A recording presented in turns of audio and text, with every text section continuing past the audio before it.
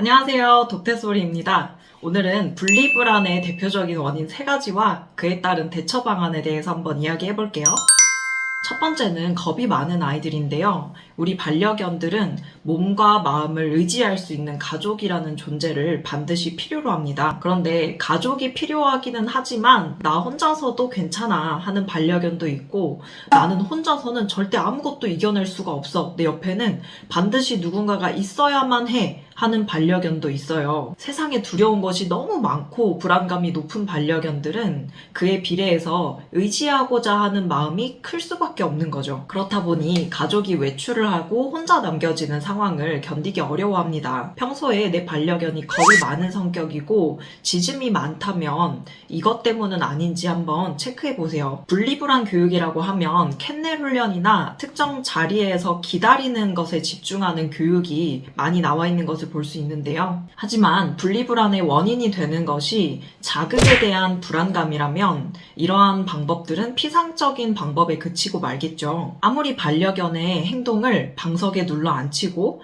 기다리게 하면서 나를 따라오지 않게 한다고 하더라도 마음속에 흐르는 그 불안한 감정들은 그대로일 테니까요. 분리불안이 있는 경우에는 특히나 일상에서의 불안감을 완화시켜주는 것이 가장 중요한 과제이기 때문에 짖을 때마다 못 짖게 하기 위해서 내가 자꾸 혼을 내고 있거나 아니면 짖음 문제가 아니라고 하더라도 일상 속에서 내가 불안감을 조성하는 어떤 상황을 자꾸만 만들어내고 있지는 않은지 점검해 보시는 게 필요합니다. 우리가 보기에는 별거 아닌 것처럼 느껴져도 반려견에게는 그게 아닐 수 있으니까요. 나의 기준에서 생각할 것이 아니라 반려견의 표정과 몸짓을 보면서 그들이 무엇을 불안해하는지 보려고 노력하셔야 비로소 보이실 수 있을 거예요. 이렇게 원인을 찾아서 최대한 줄일 수 있는 만큼 줄여준 이후에 기초교육을 기반으로 해서 자극 타겟을 진행할 수 있는데요. 이 2가지 교육은 어떤 것에 대한 이야기를 하더라도 항상 언급하게 되는 교육들인 것 같아요. 해당 영상 꼭 한번 시청해 보시기 바라겠습니다. 2번째는 익숙하지 않은 상황에 대한 어려움 때문입니다. 재택근무를 하시거나 집에 머무르는 시간이 긴 분들의 경우에는 아무래도 반려견과 함께 있는 시간이 상당히 길죠. 주기적인 외출이 있는 것이 아니다 보니 반려견들도 이에 익숙해지고, 그래서 보호자님과 떨어져야 하는 익숙하지 않은 상황에서는 이벤트적인 분리되는 상황이 굉장히 받아들이기 어려울 수 있어요. 때문에 평소 내가 외출할 일이 없다고 하더라도 반려견이 받아들일 수 있는 한도 내에서 일부러 외출하는 상황을 한 번씩 연출을 시켜주면서 적응할 수 있게 해주시는 것도 도움이 됩니다. 그리고 이와 더불어서 안아달라고 할 때마다 안아주고, 예뻐해달라고 할 때마다 예뻐해주고, 놀아달라고 할 때마다 놀아주는 양육 방식 또한 보호자님에게 의지하고자 하는 마음이 커져서 분리가 되는, 좌절되는 상황을 이겨낼 수 있는 힘이 없는 반려견이 될 수 있어요. 내가 원하는 만큼 나에게 애정을 주던 우리 엄마가 내가 원하지 않은 분리되는 상황에 나를 던져놓고 내 말을 들어주지 않으니까 평소의 규칙과는 다른 이러한 상황을 받아들이기 어려운 거죠. 수동적인 애정은 참 많은 문제를 만들어내는 것 같습니다. 주도적으로 애정을 주는 방식에 대해서도 이 영상을 한번 참고해 보세요.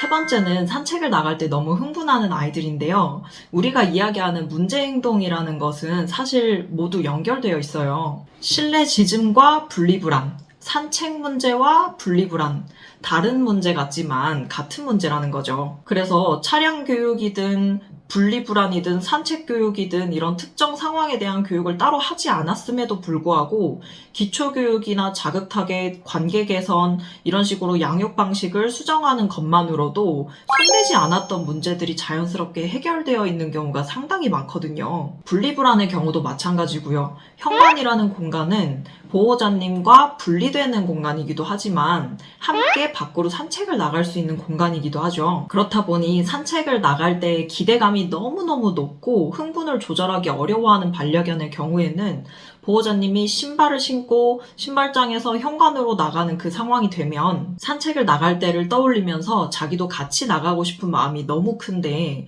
혼자 떨어져서 분리되어 버리는 그 상황을 견뎌내기가 너무 어려워지는 거죠. 산책을 나갈 때면 흥분을 너무 과하게 하면서 감정을 조절하지 못하거나 평상시에 자기 주장이 강하고 고집도 강하다라고 느껴지셨던 분들의 경우에는 여기에 해당하지는 않는지도 한번 점검해 보세요. 이 경우 경우에 해당한다면 수동적인 애정을 주지는 않았는지에 대한 양육 방식을 한번 점검해 보시고요. 그 다음에 산책을 나갈 때 흥분도를 가라앉힐 수 있는 교육도 필요합니다. 제가 올려놓은 영상 중에 이 영상을 참고해 보시면 도움이 될 수 있는데요. 패턴 깨기와 함께 스스로 기다리는 것을 선택함에 대한 보상을 병행하면서 반려견의 자기 조절 능력을 향상시켜 주어 보세요. 앞서 말씀드린 기본적인 부분들을 잘 체크해 보셨다면 분리되는 상황에 대한 트레이닝도 도움이 될 수 있는데요. 분리 연습을 하실 때는 반려견이 어디까지 받아들일 수 있어 하는지를 체크하시는 게 가장 중요해요. 어떤 반려견은 신발장까지만 가도 굉장히 불안한 모습을 보일 수도 있고요.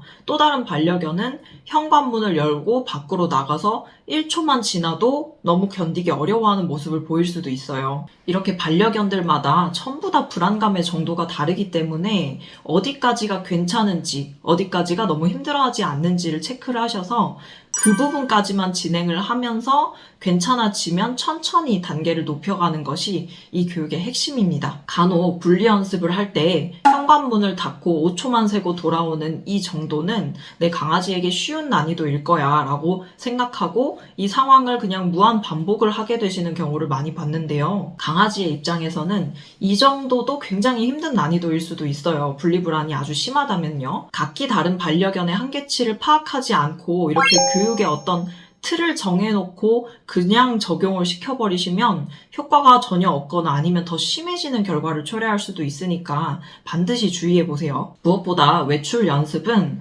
나는 금방 너의 곁으로 다시 돌아올 거야 라는 약속을 반복적으로 경험시켜주는 과정이기 때문에 진짜 외출을 해야 할 때 이렇게 연습을 하시는 게 아니라 외출을 하지 않을 때 연습을 충분히 해주시는 게 중요합니다. 그럼 오늘도 도움 되셨기를 바라고요. 다음 영상에서 또 만나요. 안녕!